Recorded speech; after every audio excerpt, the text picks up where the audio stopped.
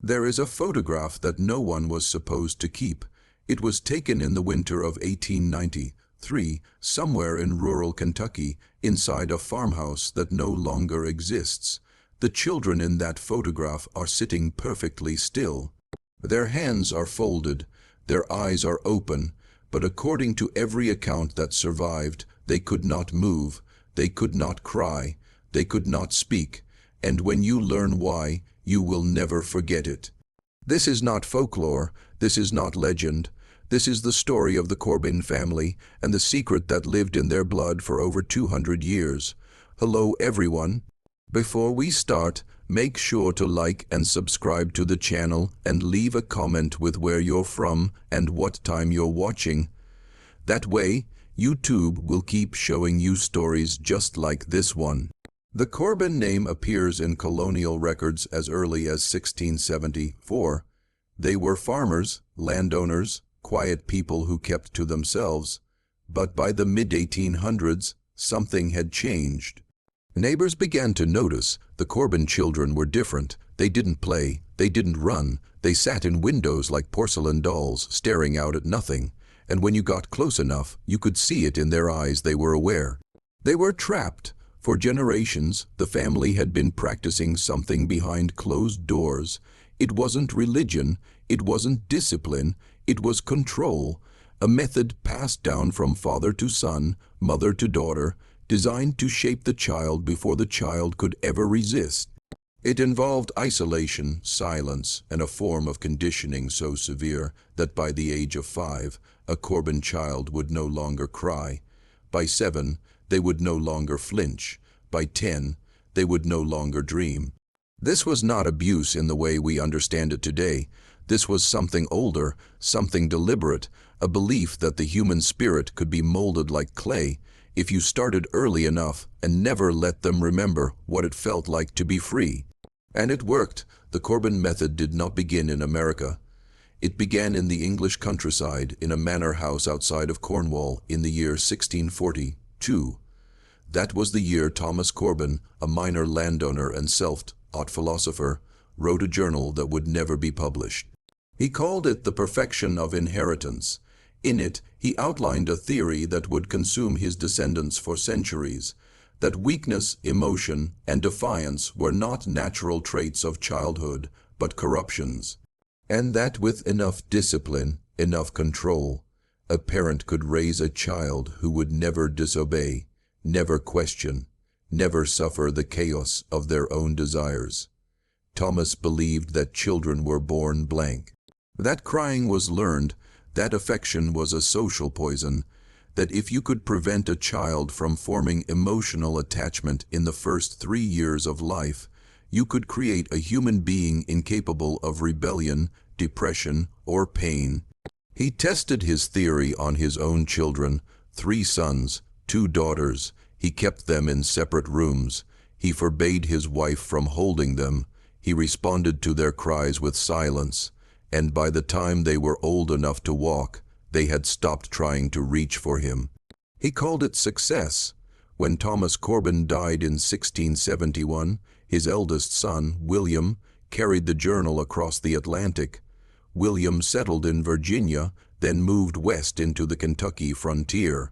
And there, in the isolation of the wilderness, where no one asked questions and no one interfered, the Corbin family continued the practice, generation after generation, father to son, mother to daughter. The method was refined, it was perfected, it became tradition. By the time the 1800s arrived, the Corbin household had a rhythm. Infants were kept in cradles, alone, in darkened rooms. They were fed on schedule, never on demand. If they cried, no one came. If they screamed, no one came. Eventually, they learned silence was safety, stillness was survival, and by the time they were old enough to speak, they had learned not to. Neighbors who visited the Corbin farm described the children as unnaturally calm. They did not laugh, they did not play. They sat at the table with their hands folded and their eyes down, and they ate in perfect silence. Visitors found it unnerving, but the Corbins were respected. They were land, rich, God, fearing and never caused trouble. So no one said anything, and the children grew, and the cycle continued. By 1868, there were 12 Corbin children living under one roof. Their names were recorded in the family Bible, written in careful script: Elijah, Mercy, Abigail, Josiah, Prudence, Nathaniel, Constance, Silas, Temperance, Ezekiel, Charity, and the youngest a boy named Jacob, born in the spring of 1867. None of them attended school, none of them had friends. They worked the land from dawn until dusk, and when the work was done, they sat in the parlor and waited for permission to sleep. There are letters from that era, written by a traveling preacher named Reverend Amos Whitfield, who stayed with the Corbin family for 3 nights in the summer of 1870. He wrote to his sister in Pennsylvania, describing what he witnessed. He said the children moved like shadows, that they never made eye contact, that when he tried to speak to one of the daughters, she looked at her father before answering, and even then, her voice was barely a whisper. He wrote that he asked the father, Samuel Corbin, if the children were ill. Samuel smiled and said no. He said they were disciplined. He said they were blessed. Reverend Whitfield left on the 3rd morning. In his final letter, he wrote, "I do not believe those children have ever known a moment of joy, and I do not believe they ever will." He was right. The Corbin children grew into Corbin adults, and when they had children of their own, they did exactly what had been done to them. Because they did not know anything else, because silence had become their native language, because they had been taught from birth that love was weakness and emotion was sin, the method had not just shaped their behavior. It had shaped their biology. Studies done decades later would show that extreme neglect in early childhood can alter brain development. The parts of the brain responsible for empathy, for emotional regulation, for attachment, they simply do not form correctly. And once that window closes, it does not reopen. The Corbin children were not broken. They were built that way. By the time the 1880s arrived, there were Corbin families scattered across 3 counties. All of them practiced the method. All of them raised children in silence, and none of them saw anything wrong with it. To them, this was not cruelty. This was heritage. This was survival. This was how you raised a child strong enough to endure a world that did not care whether you lived or died. But in 1892, something changed. A Corbin daughter named Martha gave birth to twins, a boy and a girl, and for reasons no one could explain, she could not do it. She could not put them in the dark. She could not let them cry. She held them, she sang to them, and when her husband found out, he locked her in the cellar for 2 days. When she came out, the twins were gone. The twins were never mentioned again. Not in letters, not in the family Bible, not in any record that survived. But Martha Corbin was never the same. Neighbors reported seeing her standing in the yard at night, staring at the tree line, her lips moving as if she were speaking to someone who was not there. Her husband told people she had become ill, that she needed rest, that she was being cared for, but the truth was darker than that. Martha had broken the bloodline's most sacred rule. She had felt something. In the winter of 1893, a photographer named Henry Callaway came through the county, offering to take family portraits for a small fee. Photography was still a luxury in rural Kentucky, something reserved for weddings, funerals, and families who wanted to prove they had made something of themselves. The Corbins agreed.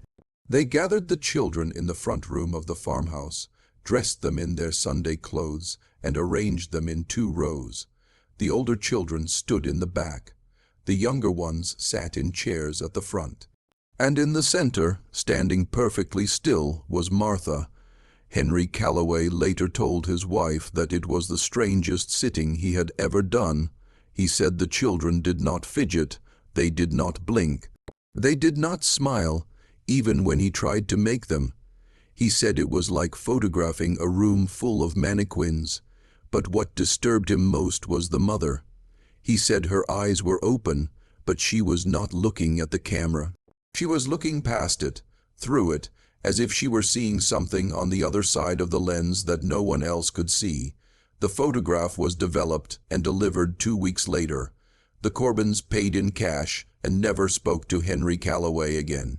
That photograph still exists. It is kept in a private collection in Louisville, Kentucky, and it has been studied by historians, psychologists, and forensic analysts for over a century, and every single one of them says the same thing. There is something wrong with the children's faces. At first glance, they look normal, but if you study the image long enough, you start to notice the eyes are too wide, the posture is too rigid, the hands are clenched, not resting. And if you look closely at the younger boy in the front row, you can see something else. A bruise along his jawline, a shadow beneath his collar, and his mouth, barely visible, is open just enough to suggest that when the shutter snapped, he had been trying to scream. But no sound came out, because he had already learned. Screaming did not bring help. It brought punishment, and so he sat there, frozen, while the camera captured a moment that should never have been preserved. A moment that showed the world exactly what the Corbin family had become. 3 months after that photograph was taken, Martha Corbin disappeared. The official story was that she had run off, that she had abandoned her family, that she was unstable, ungodly, and unfit to be a mother. But there were rumors that she had been found in the woods, that her body had been buried on the family property, that her husband had done it himself with the help of his brothers, and that no one had said a word. Because in that family, silence was not just a rule, it was survival. By the turn of the century, the Corbin name had spread like a stain across the region. There were branches of the family in Tennessee, in Indiana, in southern Ohio. And wherever they went, the pattern followed: quiet children, cold parents, homes where laughter never echoed and curiosity was suffocated before it could take root. But the world outside was changing. Schools were becoming mandatory. Social workers were beginning to appear in rural areas, and people were starting to ask questions. In 1904, a schoolteacher named Clara Booth reported a Corbin child to the county. The girl was 8 years old. Her name was Ruth. She had shown up to class covered in bruises, and when Clara asked her what had happened, Ruth did not answer. She did not cry. She did not flinch. She simply stared at the wall, her hands folded in her lap, as if she had been trained to disappear. Clara wrote a letter to the local magistrate describing what she had seen. She wrote that the child seemed hollow, that there was no light in her eyes, that she moved through the world like someone who had already given up. The magistrate visited the Corbin farm. He spoke with Ruth's father, a man named Caleb Corbin, who explained that his daughter was shy, that she had fallen, that she was clumsy, as children often are. The magistrate looked around the house. He saw the other children sitting in perfect rows, their hands folded, their eyes down. He saw the wooden chairs, the bare walls, the oppressive silence, and he saw something else. He saw fear, not in the children's faces, but in their stillness, in the way they did not move unless told to, in the way they seemed to hold their breath whenever an adult entered the room. He left without filing a report. Years later, in a private journal that was discovered after his death, he wrote, "I do not know what is happening in that house, but I know it is not love." Still, nothing was done, because the Corbins were not criminals. They were not drunks or vagrants or degenerates. They were farmers, churchgoers, people who paid their taxes and kept to themselves. And in rural America at the turn of the century, that was enough. You could do almost anything to your own children as long as you did it quietly. But the method was beginning to fail. Some of the Corbin children, as they grew into adulthood, began to fracture. There were reports of breakdowns, of violent outbursts, of men and women in their 20s and 30s who could not hold jobs, could not form relationships, could not sleep without waking in terror. Some drank themselves to death. Others simply disappeared. And a few, in acts of rebellion so quiet they were almost invisible, refused to have children of their own. If you're still watching, you're already braver than most. Tell us in the comments, what would you have done if this was your bloodline? By 1920, the Corbin family had begun to collapse. The land was sold off piece by piece. The family Bible, the one that had recorded every birth and death for over 200 years, was lost in a house fire. And the children who survived, the ones who managed to escape, scattered across the country, changing their names, cutting ties, trying desperately to forget where they came from. But the damage had already been done. Because trauma does not end with the person who suffers it. It passes down. It lives in the body, in the way you parent, in the way you love, in the way you hurt. The Corbin method may have died, but its children never did. It was not until the 1950s that science began to understand what the Corbin family had been doing for centuries. A psychologist named Harry Harlow conducted a series of experiments on rhesus monkeys, studying the effects of maternal deprivation. He separated infant monkeys from their mothers and placed them in isolation. Some were given wire surrogate mothers that provided food but no warmth. Others were given cloth surrogates that provided comfort but no nourishment. What Harlow discovered changed the field of psychology forever. The monkeys raised in isolation did not develop normally. They rocked back and forth. They bit themselves. They could not socialize with other monkeys. And when they were finally released, they were incapable of forming bonds. Some became violent. Others became catatonic. And the ones that survived long enough to have offspring of their own either ignored their babies completely or attacked them. Harlow called it the pit of despair. But what he had really discovered was this: love is not optional, touch is not optional, connection is not a luxury, it is a biological necessity. Without it, the brain does not grow correctly. And the damage is permanent. The Corbin family had been running the same experiment for 200 years, not on monkeys, on their own children. Modern neuroscience has confirmed what those children could never put into words. When an infant cries and no one comes, their brain floods with cortisol, the stress hormone. If this happens repeatedly, the brain begins to adapt. It stops expecting comfort. It stops reaching out. The neural pathways responsible for trust, for empathy, for emotional regulation, they simply do not form.